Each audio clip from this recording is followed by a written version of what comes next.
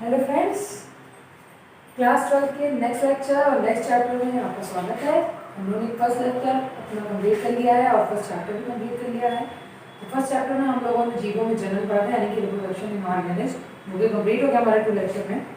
अब हमारा third lecture जो है सेकेंड चैप्टर का है और सेकेंड चैप्टर का ये फर्स्ट लेक्चर है। तो चलिए देखते हैं क्या है चैप्टर, कैसे पढ़ना है, क्या क्या पढ़ना है। तो चलिए देखते हैं। बहुत इंटरेस्टिंग है, बहुत ही इंटरेस्टिंग चैप्टर भी है ये। फिलहाल मुझे तो ये बहुत पसंद चैप्टर है। मे भी आप लोग को भी उतनी इंटरेस्ट अगर पढ़ाएं तो लाइक और शेयर जरूर करिएगा, और अच्छा लगे तो प्लीज़ इसको बहुत अच्छे से पढ़िएगा क्योंकि बहुत ही अच्छा चैप्टर है। तो चैप्टर जो नेक्स्ट है हमारा सेकेंड, वो उसका नाम है sexual reproduction in flowering plant, यानी कि पुष्पी पौधों में लैंगिक जनन। तो लैंगिक जनन होता ही है पुष्पी पौधों में, यानी आवृतबीजी पौधों में लैंगिक जनन होता है। ये हम लोग बात फर्स्ट ईयर से पढ़ते आ रहे हैं जब हम लोगों ने एंजियोस्पर्म को पढ़ा था। तो अभी हम लोगों को वही पढ़ना है कि पौधों में जनन कैसे होता है। ठीक, तो ये जो चैप्टर है ये मेनली हमारा आता है एम्ब्रियोलॉजी में। किसमें आता है? एम्ब्रियोलॉजी में आता है, जिसको बोलते हैं। और ये जो चैप्टर एम्ब्रियोलॉजी का है, ये चैप्टर अच्छा तो है ही है, साथ ही साथ काफी इंटरेस्टिंग है। फिगर वगैरह थोड़ा सा नर्वस कर देते हैं, बट इस चैप्टर से आपको समझ लीजिए, अगर आप इस सिर्फ चैप्टर की बात करें, सिर्फ इसी चैप्टर की अगर आप बात करते हैं तो सिर्फ इस चैप्टर से आपका 50% का तो क्वेश्चन आना ही आना है। और इसका जो सबसे बेस्ट और सबसे इम्पॉर्टेंट क्वेश्चन जो है वो है सेकेंडरी फर्टिलाइजेशन कैसे होता है, यानी कि डबल फर्टिलाइजेशन जिसको बोलते हैं, वो क्या होता है, कैसे होता है।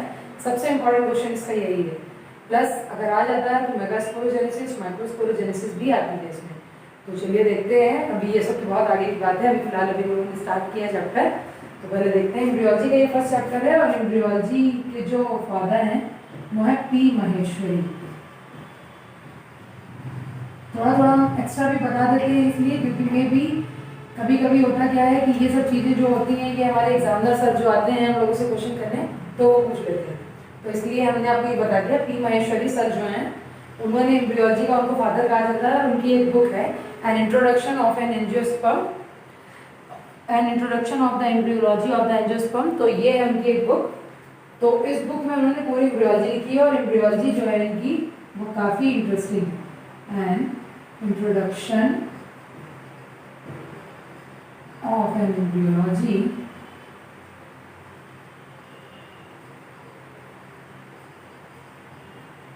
इन द एंजियोस्पर्म, ये है इनकी बुक का नाम। उस बुक के राइटर जो हैं वो है पी महेश्वरी सर, जो कि यहाँ लिखा हुआ है, और it is also the father of embryology. तो ये हो गई बात थोड़ी एक्स्ट्रा वाली। अब एक्स्ट्रा वाली बात के बाद हाँ, सबसे पहला जो फर्स्ट टॉपिक है वो क्या है? फर्स्ट टॉपिक में पहले हम लोगों को पढ़ना क्या क्या इस चैप्टर में, ये देख लीजिए। इस चैप्टर में हम लोगों को पढ़ना है पुष्प की संरचना, यानी कि स्ट्रक्चर ऑफ फ्लावर। फिर फ्लावर के स्ट्रक्चर के बाद हम लोग उसके सारे रोल्स, यानी कि सारे उसके जो चक्र होंगे उनको डिस्क्राइब करेंगे। उनको डिस्क्राइब करने के बाद जो हमारा मेल रिप्रोडक्टिव ऑर्गन होता है, यानी कि जिसको बोलते हैं एंड्रोइशियम, दैट मीन उमंग, उसके बारे में हम लोग डिस्कस करेंगे। उमंग का जो डेवलपमेंट होगा वो मेगास्पोरोजेनेसिस बोला जाएगा। फिर जो हमारा स्त्री केसर होगा यानी कि गैनोइशियम होगा, गैनोइशियम का जो डेवलपमेंट होगा वो माइक्रोस्पोरोजेनेसिस बोला जाएगा। सॉरी, मे भी थोड़ा दिक्कत हो गई है। तो मेगास्पोरोजेनेसिस जो होगा वो स्त्री केसर को बोला जाएगा, माइक्रोस्पोरोजेनेसिस जो होगा वो मेल को कहा जाएगा। तो थोड़ा इस पर ध्यान दीजिएगा। तो माइक्रोस्पोरोजेनेसिस और मेगास्पोरोजेनेसिस पढ़ना है। फिर इसके बाद क्या होगा? फिर इन दोनों का फर्टिलाइजेशन होना है, यानी कि सेक्सुअल रिप्रोडक्शन हम लोगों ने पढ़ा तो था टाइप्स, लेकिन सेक्सुअल रिप्रोडक्शन में घटनाएं होती हैं, यानी कि कई सारी घटनाओं में सेक्सुअल रिप्रोडक्शन पूरा होता है। उन तीनों घटनाओं को यहाँ डिस्क्राइब करना है। उन तीनों घटनाओं में कैसे गैमीट फॉर्मेशन होता है, कैसे गैमीट ट्रांसफर होता है, गैमीट ट्रांसफर होने के बाद पॉलिनेशन कैसे होता है, गैमीट का फ्यूजन कैसे होता है, फर्टिलाइजेशन कैसे होता है, पोस्ट फर्टिलाइजेशन कैसे होता है।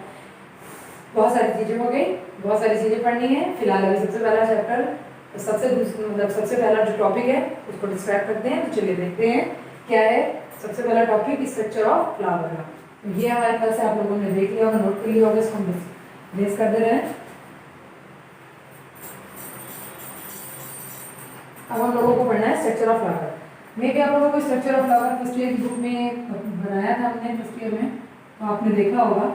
नहीं है तो फिर से आप मेरे साथ बनाते जाइए, देखते जाइए।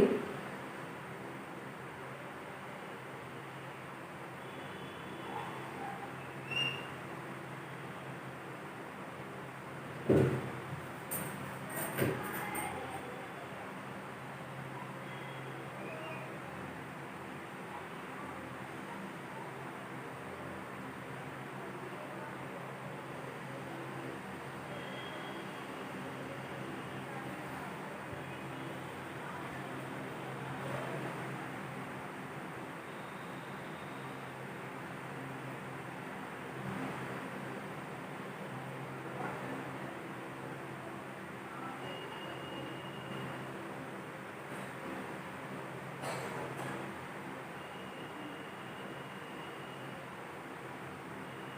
तरह से एक पार्ट अगर बनाते जाएंगे तो कोई दिक्कत नहीं होगी। और ये मैंने इसलिए आप लोगों के सामने बनाया क्योंकि आप लोग इसको सीखें, क्योंकि आप 12th में अगर आप नहीं सीख पाएंगे तो BSc लेवल में अगर आप BSc में लेते हैं तो कोई भी वहाँ बताने नहीं जाएगा कि आपको कैसे फ्लावर का डायग्राम बनाना है। तो ये हो गया हमारा पूरा डायग्राम फ्लावर का। अब हम इसकी लेबलिंग कर लेते हैं। तो लेबलिंग में सबसे पहले देखना है ये जिस पार्ट से हमारा फ्लावर जो होता है स्टेम से लगा होता है उस पार्ट को हम लोग बोलते हैं पेडिसेल।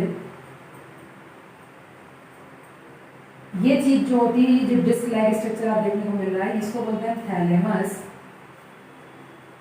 और इसका एक दूसरा नाम भी है जिसको हम लोग बोलते हैं रिसेप्टिकल्स।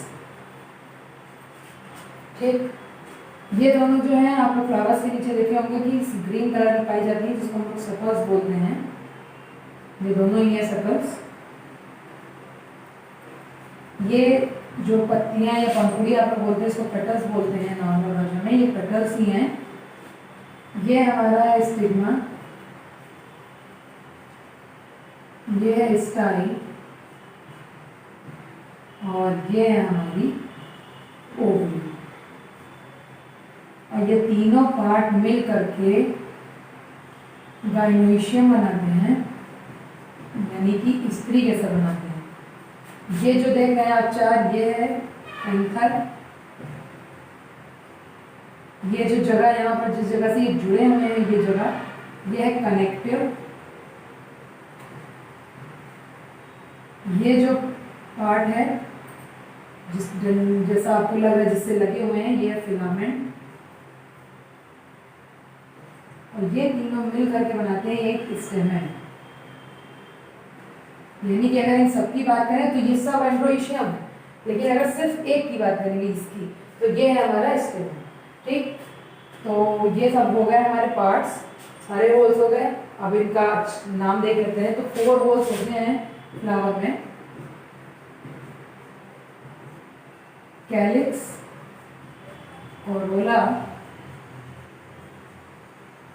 एंड्रोइशियम और गाइनोइशियम।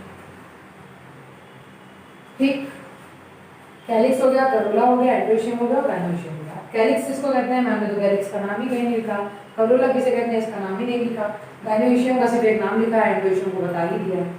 तो कैलिक्स जो है हमारा वो सेपल्स की यूनिट होती है, यानी कि कई सारी सेपल्स जब होंगी तो वो कैलिक्स बनाएंगी। करोला जो है उसकी यूनिट होती है पेटल्स, यानी कि कई सारी पेटल्स जब मिल करके यूनिट फॉर्म में जब पेटल्स मिल जाएंगी तो वो करोला बनाएंगी।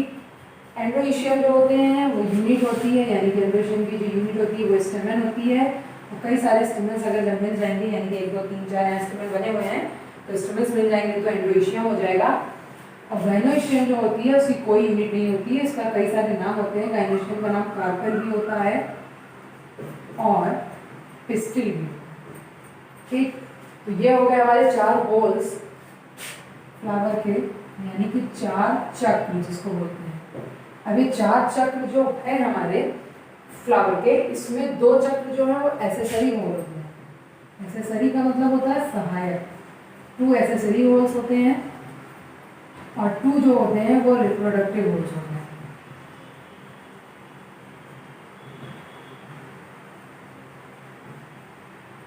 एसेसरी होल्स कौन से होते हैं? एसेसरी होल्स हमारा 1 नंबर एंड 2 नंबर।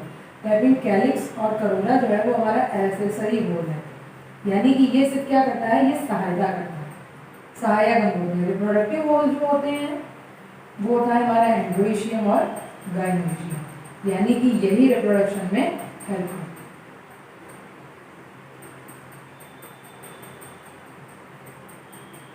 तो इतनी बात आई होप समझ में आ गई होगी आप लोगों को। तो ये हो गया हमारा स्ट्रक्चर ऑफ फ्लावर, क्या क्या है स्ट्रक्चर में, क्या क्या हम लोगों ने पढ़ा। तो स्ट्रक्चर ऑफ फ्लावर में ये हमारा पेडिसिल है जिससे हमारा फ्लावर लगा हुआ होता है। थैलेमस है जिस पर सारी चीजें, फ्लावर की सारी चीजें स्थित होती हैं। थैलेमस, इसकी हिंदी होती है पुष्पासन, पुष्पासन जिसको बोलते हैं। तो पुष्पासन का मतलब क्या, आसन है एक जगह जहाँ पे पुष्प के सारे भाग बैठते हैं। तो ये हो गया थैलेमस जिसको रिसेप्टिकल्स के नाम से भी जाना जाता है। सेपल्स होती है जो कि फ्लावर के नीचे ग्रीन कलर की होती हैं। ये सारी पेटल्स होती हैं यानी कि पंखुड़ियाँ होती हैं। और स्टिग्मा, स्टाइल एंड ओवरी है ये, जो कि गाइनोशियम के 3 पार्ट होते हैं। Gynoecium is divided into 3 part, stigma, style and ovary. Anther, connective and filament, यानी कि ये जो बना हुआ है ये एंथर है हमारा, ये जिस जगह से जुड़ा हुआ है वो कनेक्टिव है, और जिस चीज से लगा हुआ है वो है हमारा फिलामेंट। ये तीनों चीज मिल करके स्टेमेन बनाती है। स्टेमेन पर और कई सारे स्टेमेन, यानी कि 1 2 3 4 स्टेमेन की अगर हम बात करें तो वो बनाएंगे एंड्रोइशियम, यानी कि एंड्रोइशियम की जो यूनिट होगी, यानी कि एंड्रोइशियम की जो यूनिट है, इकाई, वो है स्टेमेन। और स्टेमेन का जो यूनाइटेड फॉर्म है यानी कि ग्रुप या समूह रूप अगर देखें तो वो है एंड्रोइशियम। वैसे ही कैलिक्स जो है वो सेपल से मिलकर बना है। कई सारी सेपल्स होंगी, जैसे यहाँ पे हमने सेपल्स लिखा है, तो सेपल्स ना लिख करके हमें यहाँ पे कैलिक्स लिखना है, क्योंकि यहाँ पे 2 सेपल है। अगर हम सिर्फ एक सेपल लिखते तब हम यहाँ पे सेपल लिख सकते थे। तो सेपल्स की जो यूनिट, जो ग्रुप यूनाइटेड फॉर्म होगा वो होगा कैलिक्स, और कैलिक्स की जो यूनिट होगी, इकाई होगी, वो होगी सेपल। करोला की जो यूनिट है वो है पेटल। एंड्रोइशियम की जो यूनिट है वो स्टेमेन। गाइनोशियम की कोई यूनिट नहीं होती क्योंकि फ्लावर में सिर्फ ओनली 1 गाइनोशियम होती है, तो वो 3 भाग में बटी होती है, स्टिग्मा, स्टाइल और ओवरी में। तो गाइनोशियम को हम कार्पेल भी बोलते हैं, पिस्टिल भी बोलते हैं, ये दोनों चीजें याद रखनी है।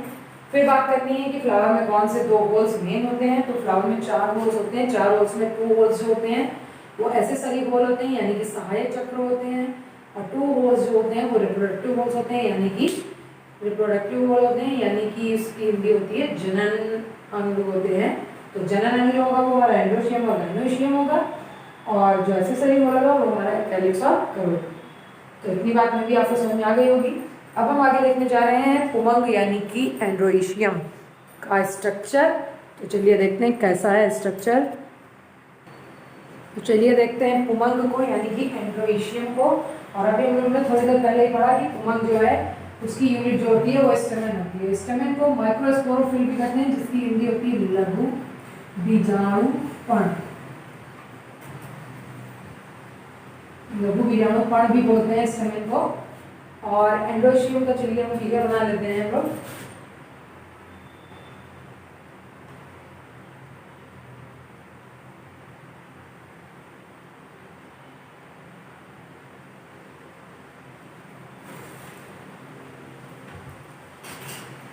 ये है एंथर, ये जगह है कनेक्टिव, और ये जगह जो है वो है फिलामेंट। यही तीनों चीजें मिलाकर के ये एक स्टेमेन का फिगर है, यानी कि स्टेमेन। और स्टेमेन का फिगर है। फिर जब हम इसका टीएस सेट करते हैं, that mean what is the TS and what is the LS. So let's see here, the TS is the transfer section,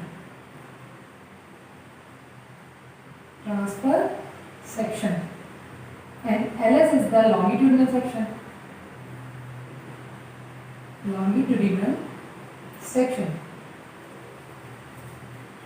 When we get, और अभी हम लोग सेकेंड ईयर में हैं तो हम लोगों को कट करना है, अभी बहुत सारे प्रैक्टिकल्स करने होंगे। जब हम लोग को प्रैक्टिकल्स करने होंगे तो उसमें हम लोग को ट्रांसफर सेक्शन और लॉन्गिट्यूडिनल सेक्शन कट करने होंगे।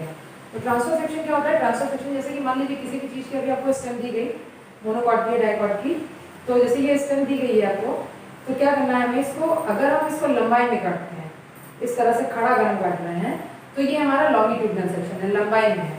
और अगर हम इसे इस तरह से ट्रांसवर्सली यानी कि गोल इस तरह से इस शेप में काटते हैं, लंबाई ये, तो ये हमारा कौन सा सेक्शन है? ट्रांसफर सेक्शन है।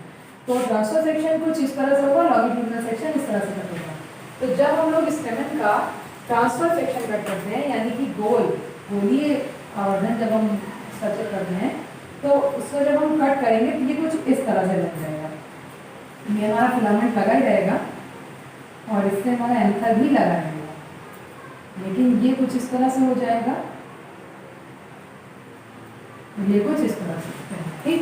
ये आधा कटा हुआ भाग है और इस पर क्या लिखेंगे हम, यहाँ पे छोटे छोटे छोटे छोटे पॉलन ग्रेन्स होते हैं,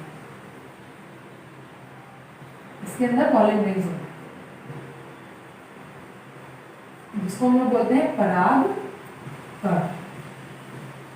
और यही परागकण, ये वही परागकण है जो पॉलिनेशन के दौरान कहाँ पर जाएंगे, स्टिग्मा पर जाएंगे, और स्टिग्मा से स्टाइल के थ्रू होते हुए ओवरी में पहुंचेंगे और फर्टिलाइज करेंगे एग को, और जाइगोट बनाएंगे और एंडोस्पर्म बनाएंगे। ये वही परागकण है। तो ये हमारा पुमंग। पुमंग क्या होता है, पुमंग जो होता है वो एंड्रोशियम होता है, और एंड्रोशियम जो है वो एक तरह से नर जननांग है, और नर जननांग जो होता है वो सभी पुष्पों में अलग अलग प्रकार का होता है, यानी कि संख्या जो उनकी होती है वो अलग अलग होती है।